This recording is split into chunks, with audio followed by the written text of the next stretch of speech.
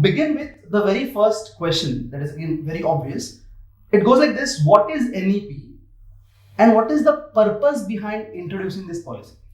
See, National Education Policy, which we call normally as a 2020, this is a national education policy which is the third version after independence of this country.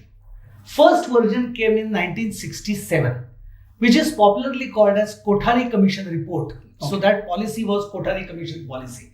And if we all are remembering, 10 plus 2 plus 3 pattern was set in Kothari Commission's era, and we are habituated to that. Then next policy came in 1986. But now it is coming in 2020.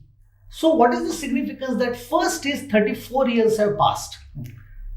Number two, number of students taking education in higher as well as school education has increased like anything.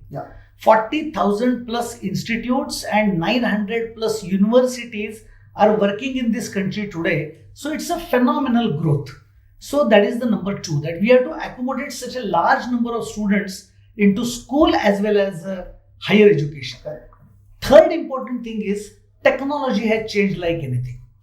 When we were students, we used to have a deck of cards, enter into the Fortran programming, then we get an error, we had to replace one card. So it was a bunch of cards. Now it's a laptop and whatnot, it has come. Another important thing is that Industry 4.0 revolution is knocking on the door of this country.